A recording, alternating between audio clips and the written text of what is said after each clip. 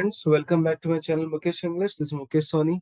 Friends, in this video, we are going to have a discussion of the important questions of the speech titled Quit India Movement by Mahatma Gandhi. So let's begin it. And this speech comes under Bangalore University and Bangalore North University, third semester BA, Generic English, NEP syllabus. So you need to answer the following questions in a paragraph. Question number 1. Why did Gandhi address the mass in Mumbai? What was the need for it? Gandhi wanted the masses to question the fight. The fight, according to him, was not against the current ruling power, but rather against the concept of imperialism. Without the clarity as to what they were battling, the Indian population might have won a battle but lost the war.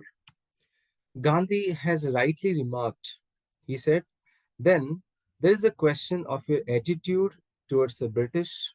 I have noticed that there is hatred towards the British among the people. Question number 2. Which was a resolution passed by Gandhiji and what was the purpose behind it? The resolution to commence the Quit India movement was passed with a clear majority. On the same day and from the same place, Gandhi addressed the leaders in another speech. He congratulated everyone and also the three comrades on the courage they have shown in pressing the amendments to a division. He also congratulated the 13 friends who voted against the resolution. Later, in his speech, he mentions that for the last 20 years, we have tried to learn not to lose courage even when we are in hopeless minority and are laughed at. We have learned to hold on to our beliefs in the confidence that we are in the right. It, it befits us to cultivate this courage of conviction because it ennobles man and raises his moral stature. Question number 3. What is the very essence of freedom as discussed by Gandhiji? Addressing the common man, Gandhiji mentions that he is placed only with powers and they need to wait upon Viceroy and also request people for the acceptance of the Congress demand, and this process might take 2 or 3 weeks.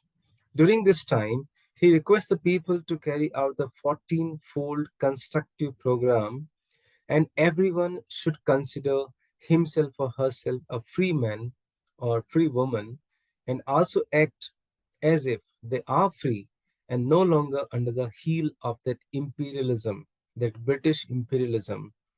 That is the essence of freedom, according to Gandhiji. Further, he says that the bond of the slave is snapped the moment he considers himself to a free being. He will plainly tell the master, I was your bond slave till this moment, but I'm a slave no longer. Question number 4, the last question. What was Gandhiji's famous call to the nation? How did the Indians respond to it? Gandhi declared his famous call to action saying, do or die, which would become a chant across the country because for the people to give their all in the fight against the British. Gandhiji gave a mantra, do or die. He further says that our pledge should be either to free India or die in this attempt, not to live to see the endurance of our slavery. He appealed every congressman or woman to join the struggle with an inflexible determination not to remain alive to see the country in bondage or slavery. Further, he mentions that let every man and woman live every moment of his or her life hereafter in the consciousness that he or she eats or lives for achieving freedom and will die if there's a requirement. He will die to attain that goal. How did Gandhiji Quit India speech pave a way for India's independence?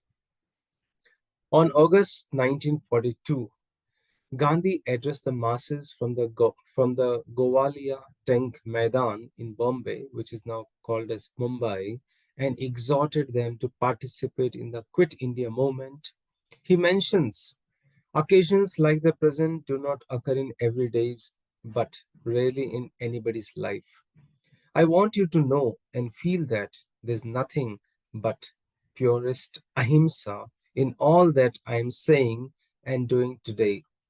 The draft resolution of the working committee is based on ahimsa. The contemplated struggle similarly has its roots in ahimsa. Therefore, if there is any among you who has lost faith in ahimsa or is wearied of it, tired of it, let him not vote for this resolution.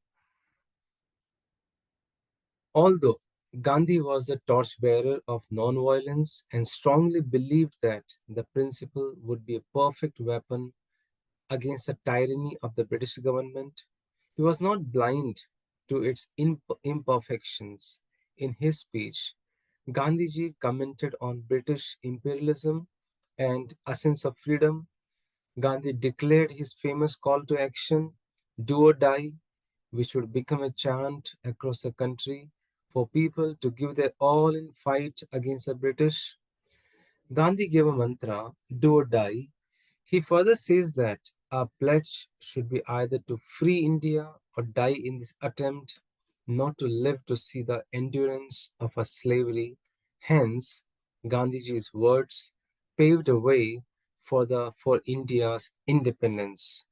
So friends, this is how I try to solve all the questions of Gandhi's speech here.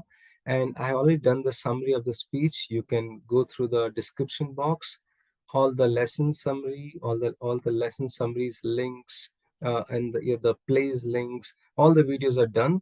Please go through the description box. You'll get all the links. Thank you for watching. If you have any questions, you can reach me at mukeshenglish@gmail.com. Please do subscribe the channel, click on the like button, share the video if you like it. Thank you once again. Hello friends, welcome back to my channel Mukesh English. This is Mukesh Soni. Friends, in this video we are going to have a discussion of the important questions of the famous speech titled Untouchability Worse Than Slavery, delivered by Dr. B.R. Ambedkar, and this speech is prescribed for third semester BA under Bangalore University and Bangalore North University. So let's have the discussion of the important questions from the speech here, and you need to answer the questions in a paragraph. And the question number one is, untouchability has none of the advantages of an unfree social order such as slavery. It has all the disadvantages of a free social order. Explain. Speaking on the difference between slavery and untouchability, Dr. Ambedkar says that slavery is not a free social order. Slavery was never obligatory, but untouchability is always obligatory. Sorry, untouchability is obligatory. A person is permitted to hold another as a slave, to consider other person as a slave. There is no compulsion on him if he does not want to, but an untouchable has no option. On the other hand, a slave has the option, but the untouchable has no option. Once he is born an untouchable, he is subject to all the disabilities of an untouchable. The law of slavery permitted emancipation. Once a slave, always a slave, was not the fate of the slave. But in untouchability, there is no escape. Once an untouchable, you always remains an untouchable. The other difference we find here, the other difference is that untouchability is an indirect. Untouchability is an indirect. Therefore, this is the worst form of slavery. So to tell an untouchable, you are free, you are a citizen, you have all the rights of a citizen, and to tighten the rope in such a way as to leave him no opportunity to realize the ideal is a cruel, cruel deception. It's an enslavement without making the untouchables conscious of their enslavement. It's a slavery, though it is untouchability. It's real, though it is indirect. It's enduring because it is unconscious. Of the two orders, we will say here, untouchability is beyond doubt the worse. Question number 2. What does Professor Moore's expression, an initiation into a higher culture, mean with reference to slavery? Let's comment. In slavery, there's a room for education, virtue, happiness, culture, or wealth. In untouchability, there's no room for all these things. Untouchability has none of the advantages of an unfree social order such as slavery has. Slavery has all the disadvantages of a free social order. Untouchability has all the disadvantages of a free social order. In an unfree social order such as slavery, there is the advantage of there's the advantage of apprenticeship in a business, some sort of training in the business or art, or what Professor Moores has rightly mentioned here, there's a advantage of some sort of initiation into a higher culture. But in untouchability, they don't have such kind of advantage. Why did the master take interest in training the slave? The reason why the master took so much trouble to train the slave and to initiate him in the higher forms of labor and culture was undoubtedly the motive of gain. A skilled slave as an item was more valuable than an unskilled slave. Therefore, it was an investment to the owner to train his slave. In an unfree social order such as slavery, the duty to maintain the slave in life and the body falls upon the master. So it's a responsibility of the master. The slave was relieved of all responsibilities with respect to the food, clothes, and his shelter. So everything will be taken care by his master. This entire the master was bound to provide. Of course, this was no burden because a slave earned more than his keep. Question number 4. What are the disadvantages of being an untouchable in a free social order? Or how is untouchability not only worse than slavery, but positively as cruel as compared to the slavery? On the other hand, we find here untouchability has all the disadvantages of a free social order. In a free social order, the responsibility for survival, the responsibility for survival in the struggle for existence lies on the individual. This responsibility is one of the greatest disadvantages of a free social order. Whether an individual is about to carry out all this responsibility depends upon fair start, equal opportunity, square deal. The untouchable, while he's a free individual, he had neither fair start, nor equal opportunity, nor square deal. So he's not as gifted as a slave. From this point of view, untouchability is not only worse than slavery, but is positively cruel as compared to slavery, because in slavery, the master has the obligation to find work for the slave. The master looks after the slave. In slavery, the master has the obligation to find work for the slave. In a system of free labor, workers have to compete with workers for obtaining work. In this scramble for work, what chances has the untouchable for a fair deal? To put it shortly, in this competition, with the scales always weighing against him by reason of his social stigma, he's the last to be employed and first to be fired. So, untouchability is cruel as compared to slavery, because it throws upon the untouchable the responsibility for maintaining himself without opening to him fully all the ways of earning a living.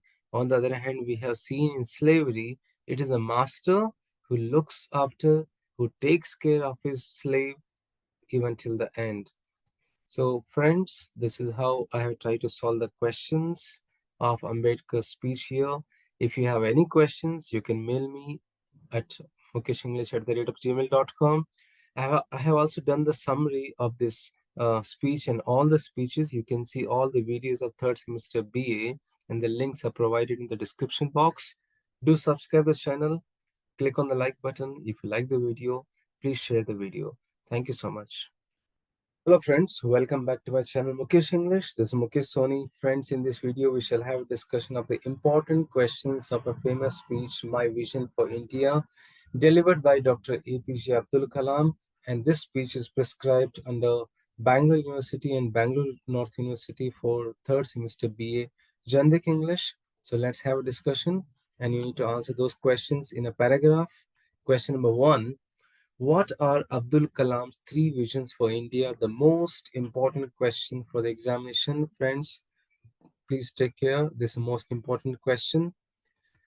The speech titled My Vision for India was delivered by former President of India, Dr. APJ Abdul Kalam, on 25th May 2011 at IIT Hyderabad, India. Dr. Kalam mentions three visions for India. He says that in 3,000 years of our history, people from all over the world have come and invaded us, captured our lands, conquered our minds. From Alexander onwards, the Greeks, the Turks, the Mughals, the Portuguese, the British, the French, the Dutch, all of them came and looted us, took over what was ours. Yet we have not done this to any other nation. So first vision by Dr. Kalam, and the first vision is here, freedom. Dr. Kalam says that we have not conquered anyone. We have not grabbed the land, the culture, the history, and tried to enforce a way of life on them because we respect the freedom of others. Hence, his first vision is that of freedom. He believes that India got its first vision of this in 1857 when we started the War of Independence. It is this freedom that we must protect and nurture and build on. And if we are not free, no one will respect us. Second vision, development. Speaking on his second vision, Dr. Kalam further mentions that we have 10% growth rate in most areas. Our poverty levels are falling, our achievements are being globally recognized today, yet we lack the self-confidence to see ourselves as a developed nation, self-reliant and self-assured. So, he mentions his second vision he mentions second vision for India as development. First, freedom. Second is development. He says that for 50 years we have been a developing nation. It is a time we see ourselves as a developed nation. We are among top 5 nations in the world in terms of GDP. The third vision, India must stand up to the world. Further, Dr. Kalam mentions his third vision for India, and it's India must stand up for the world to the world. He believes that unless India stands up to the world, no one will respect us. Only strength respects strength. We must be strong not only as a military power, but also as an economic power. Both must go hand in hand. Dr. Kalam feels lucky to have worked with three great minds: Dr. Vikram Sarabhai of the Department of Space, Professor Satish Dhawan, who succeeded him, and Dr. Brahma Prakash, the father of nuclear material. He considers this the great opportunity of his life. So these were the three visions. Question number 2. What was the conversation between Kalam and a 14-year-old girl?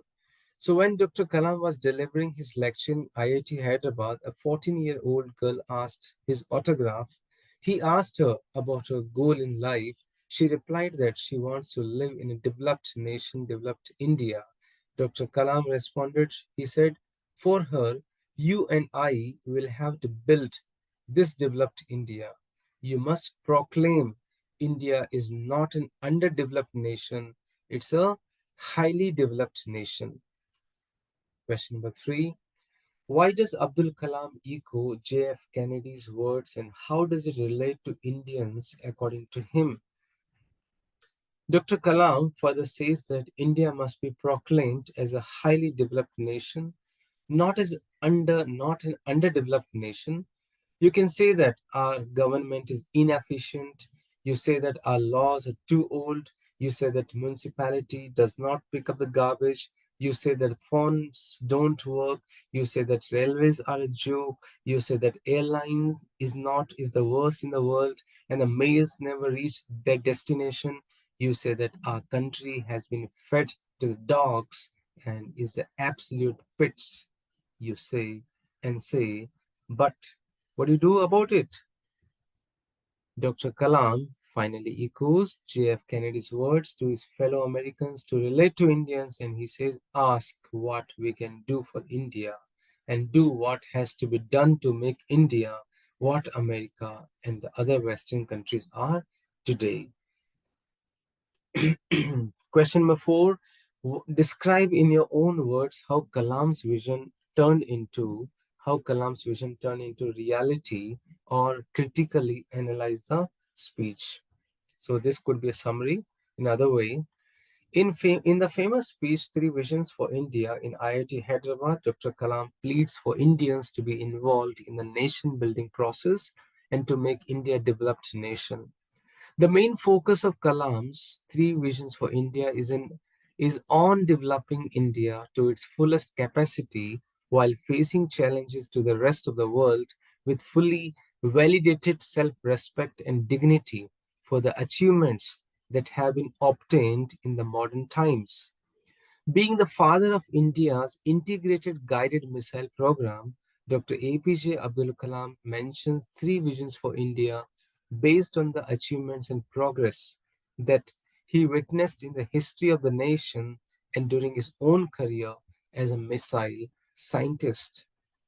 In his speech, he explains the reason why should we handle our own freedom, characteristics of a developed nation, drawbacks of Indians and the invaders who invades our culture, land, and wealth. Dr. Kalam revealed that he had three dreams and visions for India, that is freedom, development, and standing up. He highlights the importance of his visions by explaining that how they can play a crucial role in India's growth and development. In his first vision, he says that if we are not free, then no one will respect us. In 3,000 years of history, people from all over the world had come and invaded us, captured our land, and conquered our minds. He believed that India had already its first vision of freedom in the year 1857 when the War of Independence began. Kalam's second vision was to transform India into a developed nation by the year 2020 through the development of core competencies. India is among the top 5 nations of the world in terms of gross domestic product and have 10% growth in most areas. The prerequisite of self-respect is self-reliance, as a developed nation should be self-reliant and self-assured. His third vision was that India must stand up to the world because unless it stands up to the world, no one will respect us. We must be strong not only as a military power but also as an economic power because people tend to respect those who are strong. While giving the lecture, a 14-year-old girl asked Dr. Kalam for an autograph. When he asked about her goal in life, she replied that she wants to live in a developed India. Kalam insists all his Indian sisters and brothers that we should try our best to build this developed India and declare it confidently. India could become as great a nation as the United States of America or any European country if its people stop criticizing their own government and other institutions. A change in attitude is required. Instead of complaining, people should participate in the process of development by resolving the problems on their own. So, friends, this is how I have solved the questions of the speech delivered by Dr. APJ Abdul Kalam. If you have any questions, you can mail me at mukeshenglish@gmail.com. All the speeches, videos, and the play and all the videos of the third semester BA Generic English are already done. You can go through the links of those videos in the description box. If you like the channel, subscribe the channel, like the channel, share the link to your friends. Thank you once again. Hello friends, welcome back to my channel Mukesh English. This is Mukesh Soni, and in this video we are going to have a discussion of the important questions of a famous speech titled I Have a Dream, delivered by Martin Luther King Jr. And this speech is prescribed for third semester BA students under Bangalore University and Bangalore North University, and you need to answer the questions in a paragraph. So here we have the very first question. The life of Negro is still sadly crippled by the manacles of segregation, discrimination. Elaborate. Martin Luther says that five score years ago, a great American in whose symbolic shadow we stand today signed the Emancipation Proclamation. This momentous decree is a great beacon light of hope to millions of Negro slaves who had been seared in the flames of withering injustice. It came as a joyous daybreak to end the long night of the captivity, but 100 years later, the Negro still is not free. 100 years later, the life of the Negro is still badly crippled by the manacles of the segregation and the chains of discrimination. 100 years later, the Negro lives on a lonely island of poverty in the midst of a vast ocean of material prosperity. 100 years later, the Negro is still languished in the corners of American society and finds himself in exile in his own land. In this manner, Martin Luther dramatizes this shameful condition. What is a dream? Discuss the significance of the repetition of the word dream here. Martin Luther King uses repetition in his speech, I Have a Dream, and to provoke emotions in the audience with the intention to unite the population. Firstly, he uses repetitive diction as a form of propaganda, which is in turn gives the notion to his audience that they are all equals. King's use of repetition is clearly noted when he says, and when this happens, when we allow freedom to ring, when we let ring from every village and every hamlet, from every state and every city, we will be able to speed up the day when all of God's children, black men and white men, Jews and Gentiles, Protestants and Catholics, will be able to join hands. King frequently uses the word we to try and unite his audience. He uses the word when to refer a place and time worldwide and now. The message he is trying to convey using diction is we, the population, are not united. When will we become equals? Through his speech, King is not only trying to establish black men's rights, but also is trying to emphasize how all Americans, all the population is involved in this injustice, regardless of skin color, religions, or even homosexuality. Throughout Martin Luther King's speech, he never refers to himself as I. Instead, he consistently uses the word we. Therefore, he establishes his notion of equality. The dream was, I have a dream today. What is a dream? I have a dream today. I have a dream that one day every valley shall be engulfed, every hill shall be exalted, every mountain shall be made low, the rough places will be made plains, and the crooked places will be made straight, and the glory of the Lord shall be revealed, and all flesh shall see it together. Question number 3. What is a pledge? When will it be fulfilled according to Martin Luther King Jr.? The pledge is to always march ahead on the path of freedom and never to turn back, but to move ahead with chest puffed, means to say, with strength. It will be fulfilled when the Negroes get the rights and freedom, they get justice and are not tortured, tormented, segregated, discriminated, and separated from the rest of our society. It should not happen. It will be fulfilled when Negroes are free from the clutches of slavery and are given citizenship rights. Question number 4. Narrate in brief the speech given by Martin Luther King. I have a dream in your own words, so it could be a summary as well. Dr. Martin Luther King Jr.'s I Have a Dream speech is one of the most celebrated oratory pieces in American history. King delivered the speech from the steps of the Lincoln Memorial in Washington, D.C. on August 28, 1963 as the final speech of the March on Washington for Jobs and Freedom. The aim was to advocate for equal rights to freedoms and jobs. Though the American Constitution and the Declaration of Independence have promised equal rights, justice, and freedom to all the blacks and whites, this is not implemented in practice. In American societies, there's still strong racial discrimination, injustice, hatred, and other inequalities between whites and blacks. The blacks are hated, neglected, and tortured in practice. In American societies, there's still strong racial discrimination.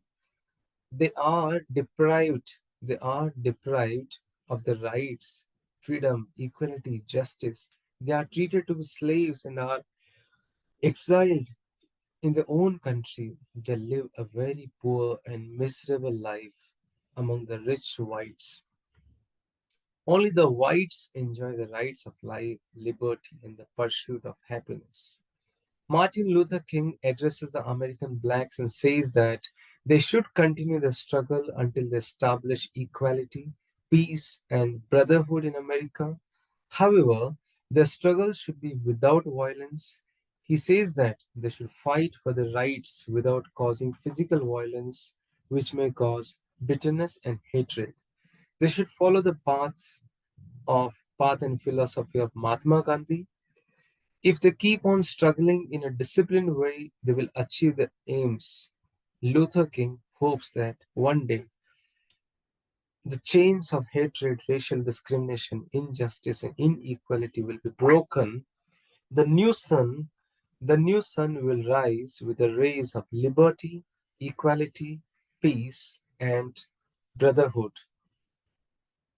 Martin Luther King urges that there should be an immediate change in the conception of whites. Racial and color discrimination will weaken the foundation of America.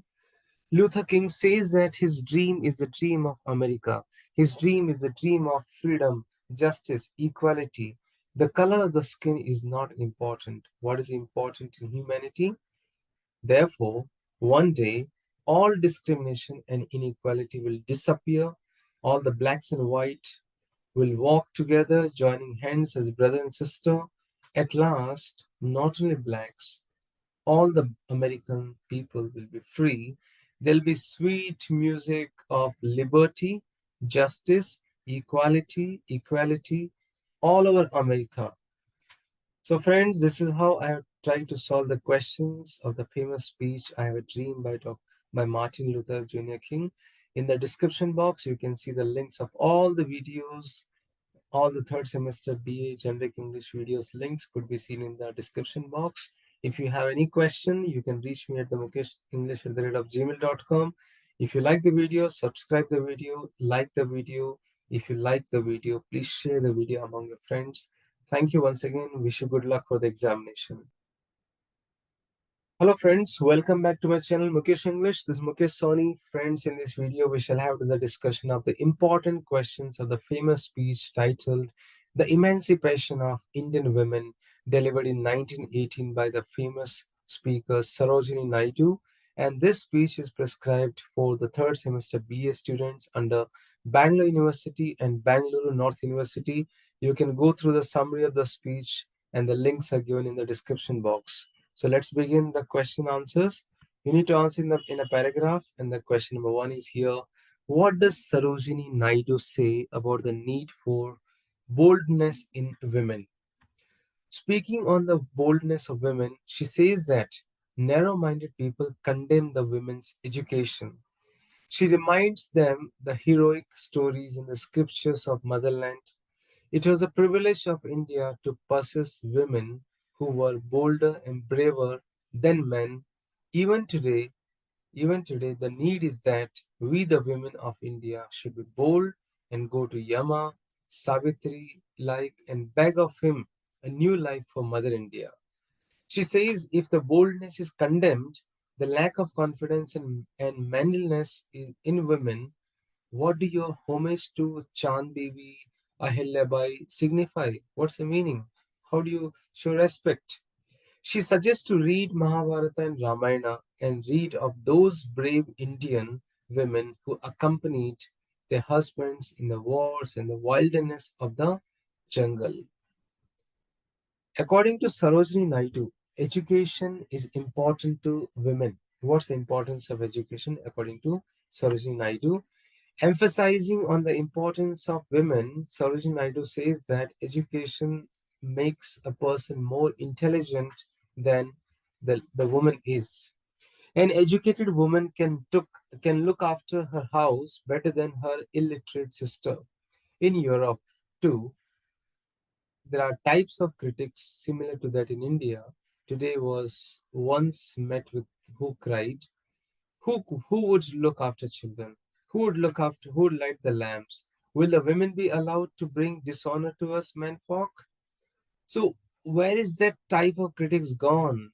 Hundreds of thousands of European men go to the battlefield with this consolation in their hearts that their educated wives will look after the house in their absence.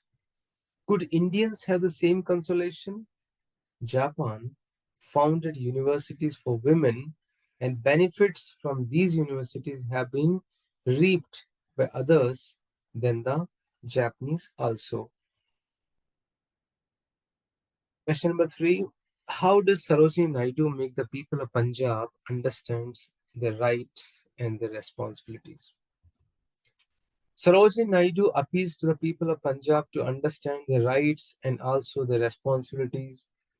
She says if the people of Punjab possess the wealth of knowledge, they have grave obligations towards womankind. She asks them if they are discharging them properly. She says that people of Punjab possess the treasured heritage of India's past learning and noble traditions. They cannot obtain true liberty until they are charged with the spirit of liberty spirit and knows no prejudices, a spirit that spurns all false and foolish trammels, break open the cage of bigotry, and fly out with a sacred fire in their hearts. And this sacred fire will undo all the fetters that bind them. With the sacred fire of liberty in their hearts, they will march towards the goals of space apace. Woman will be your guardian angel. She will cheer them up when they are gloomy. She will be their support in desolation. She will be a light when they are in darkness. The liberty of the soul will be India's soul only when woman is free. The woman whom people try to keep in subjugation will be the cause of the salvation when they are free. Now, do you agree with Sarojini Naidu's words on the emancipation of women? So, what is your agreement? Do you agree with her? So, I do agree. So, we are going to hear for this question. We'll just list out few important points, and you can go through the summary I've done the videos. I've done the video on the summary of this speech here. You can go through the summary of this speech and you will get the answer to the question before. Even though I have tried to list out some important points, which supports that, yes, Sarojini Naidu's words are for the emancipation of women. Number one, she emphasizes the need for boldness in women. Number two, she brings up the importance of education for women. She also says that there is a necessity to understand our rights and responsibilities. So she appeals to the people of Punjab. She would like to open the cage of prejudice. She says that there should not be any prejudice. Fly out with a sacred fire in their hearts. The liberty of the soul will be India's share only, and only women is free. The woman whom you try to keep in subjugation will be the cause of your salvation when they are free. So we can say that yes, Sarojini Naidu's words are on the emancipation of women. So for this question's answer, you can go through the summaries video. The link is in the description box. So guys, this is how I try to solve the questions of the famous speech by Sarojini Naidu. If you have any questions, you can reach me to my mail ID, mugeshenglish@gmail.com. Please do subscribe the channel. Click on the like button. If you would like to share this video's link, please do share among your friends. So wish you good luck for the examination. Thank you once again.